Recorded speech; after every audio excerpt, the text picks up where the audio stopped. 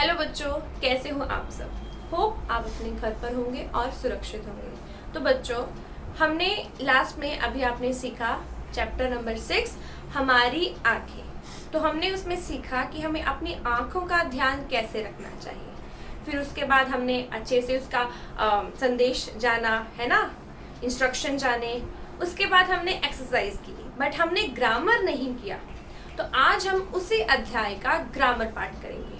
तो आइए शुरू करते हैं। तो बच्चों, जैसा कि मैंने बोला, अभी हम आज सीखने वाले हैं अध्याय 6। आप देख रहे हैं अध्याय 6 हमने हमारी आंखें अध्याय कंप्लीट किया।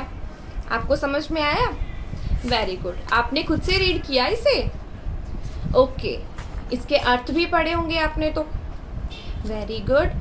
अभी हम, जैसा कि आप जानते हैं, हमने यहाँ तक एक्सरसाइज देखिए, मौखिक, लिखित, सही उत्तर और शब्दावली, खाली स्थान भरें, जो लेसन के अकॉर्डिंग हमारे प्रश्न थे वो हमने कर लिए। अभी हमने क्या नहीं किया था, हमने नेक्स्ट जो ग्रामर पार्ट था वो नहीं किया था। तो आज हम उसको कंप्लीट करेंगे। तो आइए हम स्टार्ट करते हैं। सबसे पहले आपको, जैसे कि बताया गया है, अपनी text book page number 47, notebook, अगर कोई हार्ड वर्ड्स हैं लिखने के लिए एक्स्ट्रा नोटबुक रखिए, पेंसिल एंड रबर रखिए अपने पास। ओके, तो शुरू करते हैं। जैसा कि हमने बताया, हमारा ये प्रश्न हम यहाँ से स्टार्ट करते हैं। शब्दावली, पेज नंबर 47, शब्दावली।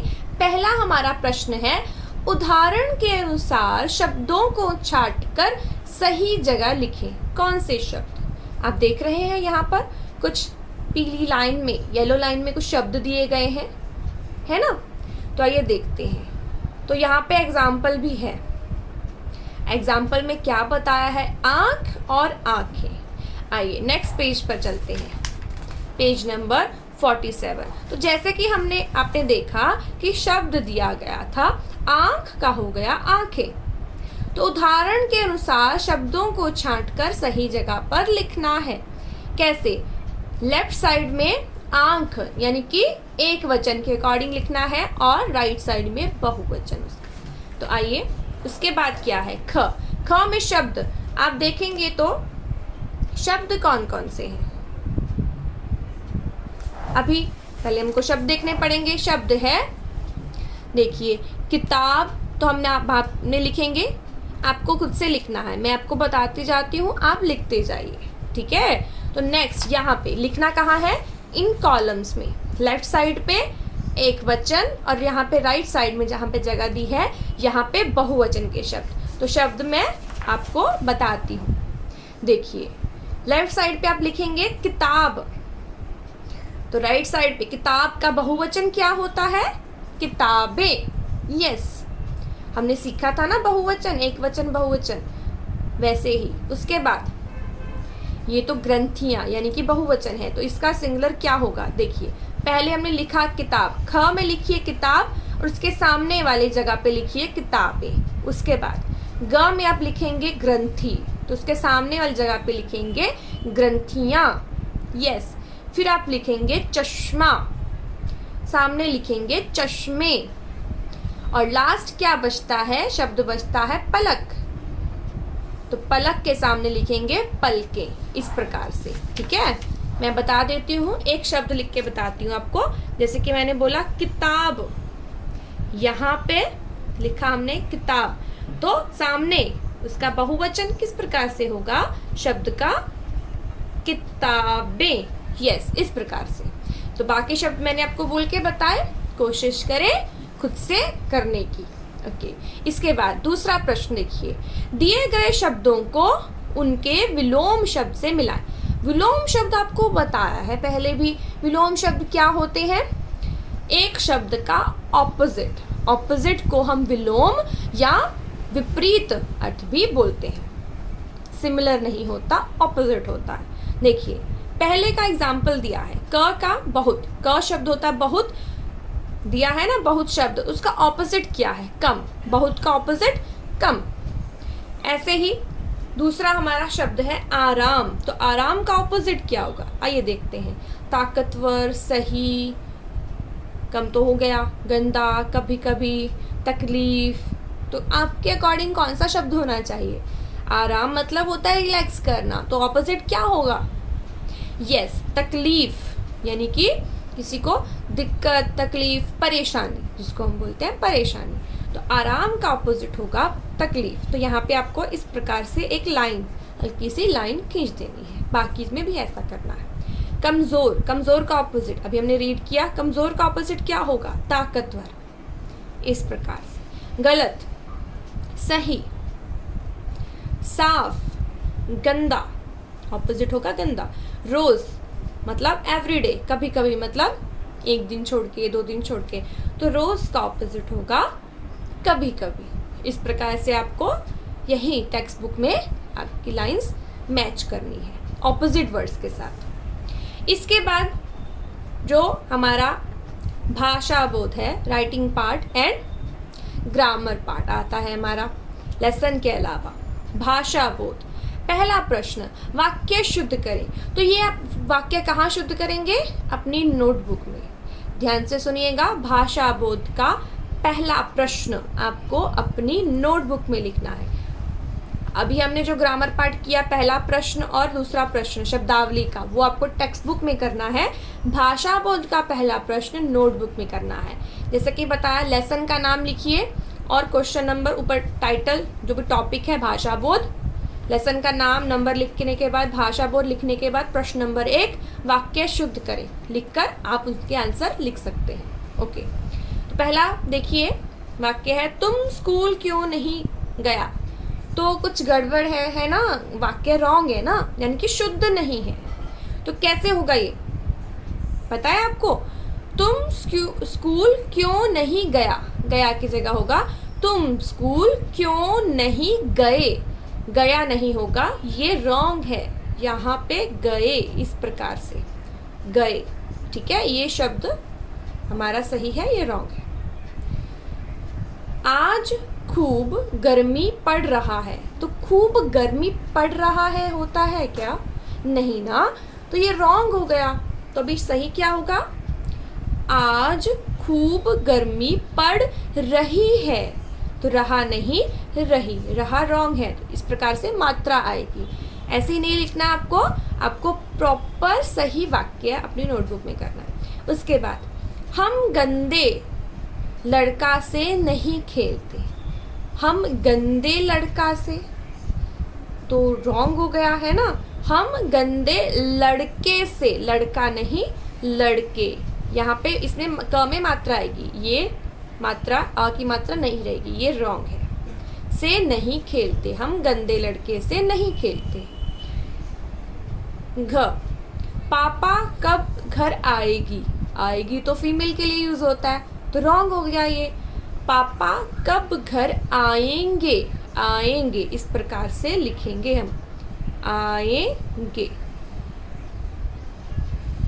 ठीक है, आएंगे, अंक की मात्रा भी आएगी। ओके, आएंगे। तो आपको भी ये नोटबुक में इसी प्रकार से सही करके, शुद्ध करके वाक्य लिखने हैं। इसके बाद आता है दूसरा प्रश्न, ड और ड का अंतर।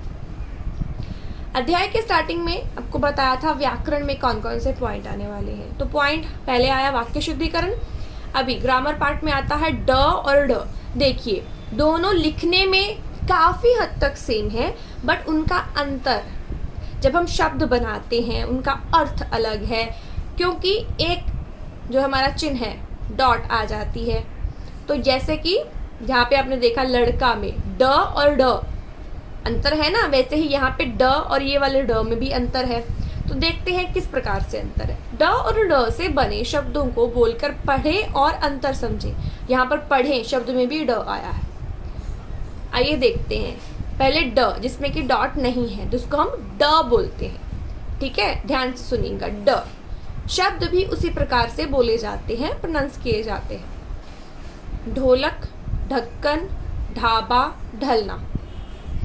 ढोलक, ढक्कन, ढाबा, ढलना। ओके, अभी हम पढ़ते हैं ड़। देखिए, टंग थोड़ी फ्लिप होगी जब हम ड के बारे में बोलते हैं। यहाँ पे इसको बोलते हैं ड, ये होता है ड़, है ना डिफरेंस। तो देखिए, सीढ़ी, पीढ़ी, डेढ़, ढूंढना, वापस से सीढ़ी, पीढ़ी, डेढ़, ढूंढना। देखो यहाँ पे दोनों ड है, ढूंढना, है ना।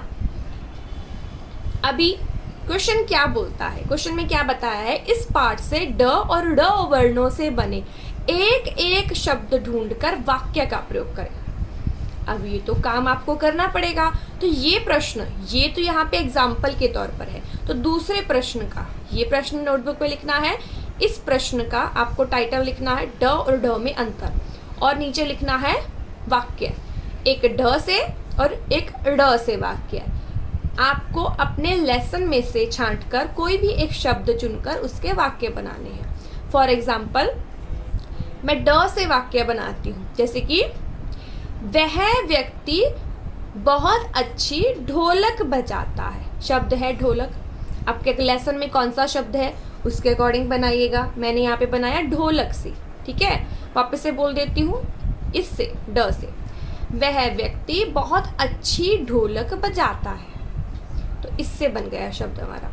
अभी ड से कैसे बनाएंगे, यहाँ पे बहुत सारे शब्द हैं, इसमें से कोई एग्जांपल लेते हैं। राधा सीढ़ी से गिर गई, या फिर सीढ़ियों से, है ना। तो हम वापस से बोलती हूँ, राधा सीढ़ियों से गिर गई। तो हमने यहाँ पे ड से शब्द बनाया। इस प्रकार से पाठ के कोई भी एक, जैसे यहाँ पे एक है ना, तो एक ही शब्द पाठ से चुनना है, इससे ड से और एक ड से चुनकर एक ही वाक्य, दोनों का एक वाक्य इससे और एक वाक्य इससे बनाना है और नोटबुक में लिखना है। नंबर डालिए, यहाँ पे क्वेश्चन डालिए और नीचे आंसर लिखिए। इसके बाद हम करते हैं प्रश्न नंबर हमारा 3। क्या लिखा है, मैं और मैं में अंतर समझते हुए वाक्य पूरे करें। अच्छा, मैं और मैं में क्या डिफरेंस है, आइए जानते हैं। मेरी आंख डैश कुछ गिर गया, तो मेरी आंख में कौन सा वाला में आएगा, ये वाला या ये वाला, ये वाला, जिसमें कि एक ही मात्रा है, में। मेरी आंख में, बिकॉज में का मतलब होता है इन, आंख में। और जहाँ पे दो मात्राएं, जैसे ये है ना, इसका मतलब है इन, इंग्लिश में बोलते हैं ना इन बिटवीन, वैसे वाला। यहाँ पे जब दो मात्राएं वाला मैं आता है तो उसको बोलने में भी देखो अंतर है, मैं और मैं। तो मैं का अर्थ होता है आए, ठीक है। तो यहाँ पे आया में, मेरी आंख में कुछ गिर गया। ख डैश, रोज सुबह सैर करने जाता हूँ, तो यानी कि मेरी बात हो रही है, तो कौन सा वाला आएगा, इन वाला कि आए वाला, यस, दूसरा वाला। मैं रोज सुबह सैर करने जाता हूँ। उसके बाद कल डैश अपनी नानी के घर जाऊंगा। कौन अपनी बात कर रहा है व्यक्ति, तो क्या मैं आएगा कि मैं आएगा, यस, मैं आएगा, यानी कि आए वाला। कल मैं अपनी नानी के घर जाऊंगा। बस कौन सा वाला, में, यस, इन वाला। बस में बहुत भीड़ थी। इसका अंतर समझेंगे, जैसे कि हमने ड और ढ का अंतर समझा, वैसे ही में और मैं का अंतर समझेंगे, तो वाक्य कभी आपके रॉन्ग नहीं होंगे। ये हो गया हमारा। इसके बाद ग्रामर पार्ट के बाद आता है कुछ अलग करें। तो अलग में क्या बताया है, प्रश्न क्या बोलते हैं, नीचे लिखे शब्दों को अलग अलग करके उच्च स्थानों में लिखें। तो कौन से शब्द हैं भाई, देखो वापस से येलो बॉक्स दिया हुआ है, बहुत सारे शब्द हैं, कुछ नाम भी हैं। नाम, खाने पीने का सामान, शरीर के अंग। ओके, तो आइए जानते हैं। तो क्या करना है हमें यहाँ पर, यस, बहुत सिंपल है। हमें जो नाम है वो यहाँ पर लिखने हैं, जो खाने पीने का सामान है यानी कि फ्रूट है या वेजिटेबल है वो यहाँ पे लिखने हैं शब्द, और शरीर के अंग जो कि बॉडी पार्ट्स, यहाँ से छांट कर इधर लिखने हैं। तो आइए, पहला शब्द है दिल। दिल क्या है, बॉडी पार्ट है, तो यहाँ पर आएगा शरीर के अंग में। डॉक्टर, डॉक्टर बॉडी पार्ट नहीं है, खाने की चीज़ नहीं है, तो यानी कि बाय प्रोफेशन कहीं ना कहीं वो नाउन है तो नाम में आएगा। सब्जी खाने की चीज होती है यहाँ पे। सुमित नाम में। फल खाने के सामान में। पालक सब्जी है खाने के सामान में। माँ नाम में। संतरा खाने का सामान। पापा नाम में। आँख बॉडी पार्ट है शरीर के अंग में। मिठाई खाने का सामान है। मित्र इधर आएगा। पलक, पलक यहाँ पे नाम नहीं है। पलक वैसे नाम भी होता है। पलक आईलिड्स को भी बोलते हैं, तो बेटर आप शरीर के अंग में लिख सकते हैं इसे। हाथ शरीर का अंग, पैर शरीर का अंग। ध्यान से सुनिएगा और खुद से इसको देखो। आंसर कीज आपको मिलती है, पर कोशिश करें खुद से जो भी समझाया जाता है वीडियो को देखकर खुद से आंसर करने की। और जैसा मैंने बोला, शब्दावली का पहला प्रश्न और दूसरा प्रश्न टेक्स्ट बुक में करना है। भाषा बोध का पहला प्रश्न, दूसरा प्रश्न आपको नोटबुक में करना है और तीसरा प्रश्न यही टेक्स्ट बुक में कर देना है। और ये वाला कुछ अलग करके सीखें जो है वो भी आपको टेक्स्ट बुक में करना है। ध्यान से सुनिएगा, शब्दों को रीड करना सीखें, उनका अंतर समझें, जिससे कि आपका रीडिंग से प्रोनाउंसिएशन सही होगा और आपको अच्छे से ज्ञान प्राप्त होगा। धन्यवाद।